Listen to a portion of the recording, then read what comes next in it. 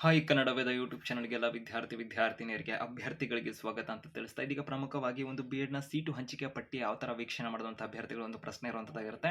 Selection ಲಿಸ್ಟನ್ನು ಯಾವ ವೆಬ್ಸೈಟಲ್ಲಿ ಪ್ರಕಟ ಮಾಡ್ತಾರೆ, ಯಾವ ರೀತಿಯಾಗಿ ಅದನ್ನು ವೀಕ್ಷಣೆ ಮಾಡ್ಕೋಬೋದು, ಹಾಗೆ ಒಂದು ಸೆಲೆಕ್ಷನ್ ಲಿಸ್ಟಲ್ಲಿ ವಿದ್ಯಾರ್ಥಿಗಳು ಒಂದು ಕಟ್ ಆಫ್ ಆಗಿರ್ಬೋದು, ನಂತರದಲ್ಲಿ ಸೆಲೆಕ್ಷನ್ ಲಿಸ್ಟ್ಗೆ ಸಂಬಂಧಪಟ್ಟಂತೆ ಸೀಟು ಹಂಚಿಕೆ ಪಟ್ಟಿ ಇರುತ್ತಲ್ಲ ಅದಕ್ಕೆ ಸಂಬಂಧಪಟ್ಟಂತೆ ಅದನ್ನು ಯಾವ ಥರ ನೋಡುವಂಥದ್ದು, ಇಲಾಖೆ ಕಡೆಯಿಂದ ಕೊಡ್ತಕ್ಕಂಥ ಸೂಚನೆಗಳನ್ನು ಯಾವ ಥರ ನೋಡುವಂಥದ್ದು ಅಭ್ಯರ್ಥಿಗಳು.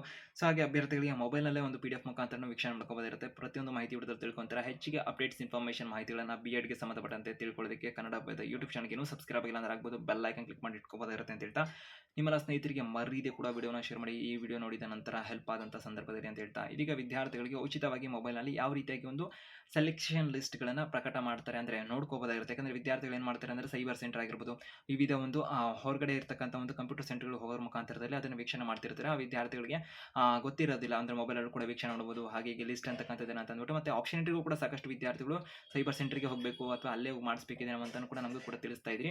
ಸೊ ನಿಮ್ಮ ಮೊಬೈಲಲ್ಲಿ ಯಾವ ಥರ ಆಪ್ಷನ್ ಎಂಟ್ರಿ ಮಾಡ್ಬೋದು ಅಂತಲೂ ಕೂಡ ನಾವು ವಿಡಿಯೋ ಮಾಡಿ ಮಾಹಿತಿನ ಕೂಡ ಕೊಟ್ಟಿದ್ದೀವಿ. ಇದೀಗ ಅಭ್ಯರ್ಥಿಗಳಿಗೆ ಯಾವ ರೀತಿಯಾಗಿ ಒಂದು ಸೆಲೆಕ್ಷನ್ ಲಿಸ್ಟ್ ವೀಕ್ಷಣೆ ಮಾಡಬಹುದು ಇದ್ರ ಬಗ್ಗೆ ತಿಳಿಸುವಂತಂದ್ರೆ ವಿದ್ಯಾರ್ಥಿಗಳಿಗೆ ಸ್ಕೂಲ್ ಎಜುಕೇಷನ್ ಡಿಪಾರ್ಟ್ಮೆಂಟ್ನ ಒಂದು ವೆಬ್ಸೈಟ್ ಇರುವಂಥದ್ದಾಗಿರುತ್ತೆ. ಅಭ್ಯರ್ಥಿಗಳಿಗೆ ಕರ್ನಾಟಕ ರಾಜ್ಯದ ಒಂದು ಶಾಲಾ ಶಿಕ್ಷಣ ಇಲಾಖೆಯವರ ಸ್ಕೂಲ್ ಎಜುಕೇಷನ್ ವೆಬ್ಸೈಟ್ ಇದೆ. ಅದರಲ್ಲಿ ಅಭ್ಯರ್ಥಿಗಳು CSL ವಿಭಾಗಕ್ಕೆ ಹೋಗೋದ್ರ ಮುಖಾಂತರದಲ್ಲಿ ವಿದ್ಯಾರ್ಥಿಗಳು ಏನು ಅಪ್ಲಿಕೇಶನ್ ಹಾಕಿದ್ರಲ್ಲ ಆ ಒಂದು ವೆಬ್ಸೈಟ್ಗೆ ಹೋಗೋದ್ರ ಮುಖಾಂತರದಲ್ಲಿ ವಿದ್ಯಾರ್ಥಿಗಳು ವೀಕ್ಷಣೆ ಮಾಡ್ಕೋದಿರುತ್ತೆ. ಅದು ಆಗ್ತಿಲ್ಲ ಗೊತ್ತಾಗ್ತಿಲ್ಲ ನಮಗೆ ಅಂತಂದ್ರೆ ಅಭ್ಯರ್ಥಿಗಳಿಗೆ ಕನ್ನಡದ ಆಫಿಷಿಯಲ್ ಒಂದು ಟೆಲಿಗ್ರಾಮ್ ಪೇಜಲ್ಲಿ ಈ ವಿಡಿಯೋ ಡಿಸ್ಕ್ರಿಪ್ಷನ್ ಲಿಂಕ್ ಇರುತ್ತೆ, ಅಲ್ಲಿ ಕೂಡ ಕ್ಲಿಕ್ ಮಾಡೋದ್ರ ಮುಖಾಂತರದಲ್ಲಿ ಅಭ್ಯರ್ಥಿಗಳಿಗೆ ಆ ಒಂದು ಸೆಲೆಕ್ಷನ್ ಲಿಸ್ಟನ್ನು ವೀಕ್ಷಣೆ ಕೂಡ ಮಾಡ್ಕೋಬೋದಿರುತ್ತೆ. ಸೊ ಅಭ್ಯರ್ಥಿಗಳ ಒಂದು ಸೆಲೆಕ್ಷನ್ ಲಿಸ್ಟನ್ನು ಒಂದು PDF ಪ್ರಕಟ ಆದ ಸಂದರ್ಭದಲ್ಲಿ ಒಂದು PDF ನೆಲ್ಲ ಅಲ್ಲಿ ಅಪ್ಲೋಡ್ ಮಾಡಿರ್ತೀವಿ. ಸೂಚನೆ ಆಗಿರ್ಬೋದು, ಇಲಾಖೆದು ಕಟ್ ಆಫ್ಗಳಾಗಿರ್ಬೋದು, ಪ್ರತಿ ವರ್ಷ ಕೂಡ ಅದನ್ನು ಅಪ್ಲೋಡ್ ಮಾಡ್ತಿದ್ದೀವಿ.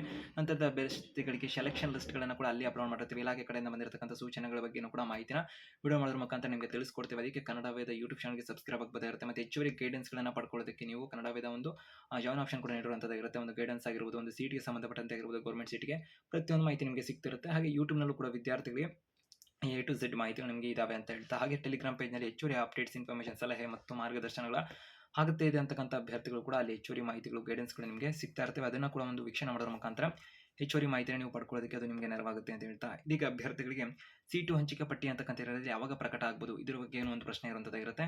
ಸದ್ಯಕ್ಕಿರುವಂಥ ಮಾಹಿತಿಯ ಆಧಾರದ ಮೇಲೆ ಹೇಳಿದರೆ ನವೆಂಬರ್ ತಿಂಗಳ 18 ಅಥವಾ 17ನೇ ತಾರೀಕಿಗೆ ಪ್ರಕಟಗೊಳ್ಳುವಂಥ ಸಾಧ್ಯತೆಗಳು ಹೆಚ್ಚಿಗೆ ಇರುವಂಥದ್ದಾಗಿರುತ್ತೆ. ಯಾಕಂದರೆ ನವೆಂಬರ್ 15ನೇ ತಾರೀಕು ತನಕ ಅಭ್ಯರ್ಥಿಗಳು ಏನಾಯಿತು ಅಂದರೆ ಎಲ್ಲ ಒಂದು ಪ್ರೋಸೆಸ್ಗಳು ಯಾವುದೆಲ್ಲ ವಿದ್ಯಾರ್ಥಿಗಳು ಅಪ್ಲಿಕೇಶನ್ ಹಾಕಿದ್ರು ಅವರ ಒಂದು ವೆರಿಫಿಕೇಶನ್ ಆಗದಿರುವಂಥ ಅಭ್ಯರ್ಥಿಗಳಿಗೆ ಮತ್ತೊಂದು ಅವಕಾಶ ಕೊಟ್ಟರು ಅಂತ ಹೇಳ್ಬೋದು ವೆರಿಫಿಕೇಶನ್ ಮಾಡಿಸ್ಕೊಳ್ಳೋದಕ್ಕೆ. ನಂತರದಲ್ಲಿ ಎಲಿಜಿಬಲ್ ಲಿಸ್ಟಲ್ಲಿ ಬಂದಂಥ ವೆರಿಫಿಕೇಶನ್ ಆಗಿ ಎಲಿಜಿಬಲ್ ಲಿಸ್ಟಲ್ಲಿ ಬಂದಂಥ ಅಭ್ಯರ್ಥಿಗಳು ಕೂಡ ಒಂದು ಏನಾದರೂ ತಪ್ಪುಗಳಾದಂಥ ಸಂದರ್ಭದಲ್ಲಿ ಅಥವಾ ರಿಜೆಕ್ಷನ್ ಲಿಸ್ಟ್ ಹೋದಂಥ ಅಭ್ಯರ್ಥಿಗಳಿಗೆ ಅದಕ್ಕೆ ಸಂಬಂಧಪಟ್ಟಂತೆ ತಿದ್ದುಪಡಿಯನ್ನು ಮಾಡಿಸಲಿಕ್ಕೆ ಅಪ್ಡೇಟ್ ಮಾಡಿಸ್ಕೊಳ್ಳೋದಕ್ಕೆ ನೋಡಲ್ ಸೆಂಟರ್ಗೆ ಹೋಗೋರ ಮುಖಾಂತರ ವೆರಿಫೈ ಮಾಡಿಸ್ಕೊಳ್ಳೋದಕ್ಕೆ ಮತ್ತೆ ಸರಿಪಡಿಸ್ಕೊಳ್ಳೋದಕ್ಕೆ ಅವಕಾಶನ ಕೂಡ ಕೊಟ್ಟರು. ಆ ಕಾರಣಕ್ಕೆ ನವೆಂಬರ್ 15ನೇ ತಾರೀಕು ತನಕ ಆಪ್ಷನ್ ಎಂಟ್ರಿ ಕೂಡ ಅವಕಾಶ ಇತ್ತು. ಇದೀಗ ಅಭ್ಯರ್ಥಿಗಳಿಗೆ ನವೆಂಬರ್ 15ನೇ ತಾರೀಕು ತನಕ ಎಲ್ಲ ಕಾರ್ಯಗಳು ಮುಗಿದಿರೋದ್ರಿಂದ ನವೆಂಬರ್ ತಿಂಗಳು 17 ಅಥವಾ 18ನೇ ತಾರೀಕಿನಂದು ಸೋಮವಾರ ಅಥವಾ ಮಂಗಳವಾರ ಸೆಲೆಕ್ಷನ್ ಲಿಸ್ಟ್ ಪ್ರಕಟಗೊಳ್ಳುವಂಥ ಸಾಧ್ಯತೆಗಳಿರುವಂಥದ್ದಾಗಿರುತ್ತೆ. ಸದ್ಯಕ್ಕಿರುವಂಥ ಮಾಹಿತಿಗಳ ಆಧಾರದ ಮೇಲೆ ಆ ಕಾರಣಕ್ಕೆ ಹೆಚ್ಚುವರಿ ಅಪ್ಡೇಟ್ಸ್ ಇನ್ಫಾರ್ಮೇಷನ್ ಮಾಹಿತಿಗಳು ಬಂದಾಗ ಕನ್ನಡ ಯೂಟ್ಯೂಬ್ ಆಗಿರ್ಬೋದು, ಟೆಲಿಗ್ರಾಮ್ ಆಗಿರ್ಬೋದು, ಇನ್ಸ್ಟಾಗ್ರಾಮ್ ನಿಮಗೆ ಎಲ್ಲ ಮಾಹಿತಿಗಳು ಸಿಗ್ತಾ ಇರುತ್ತೆ. ಮತ್ತು ಎಲ್ಲ ಒಂದು ಟೆಲಿಗ್ರಾಮಲ್ಲಿ ಕೂಡ PDF ಗಳು ವೀಕ್ಷಣೆ ಮಾಡಬಹುದಾಗಿರುತ್ತೆ. ಹೆಚ್ಚುವರಿ ಗೈಡೆನ್ಸ್ಗಳು ಬೇಕು ಅಂದರೆ ಇನ್ಸ್ಟಾಗ್ರಾಮ್ ಮಾಹಿತಿನೂ ಕೂಡ ನೀವು ಪಡ್ಕೊಬೋದಾಗಿರುತ್ತೆ.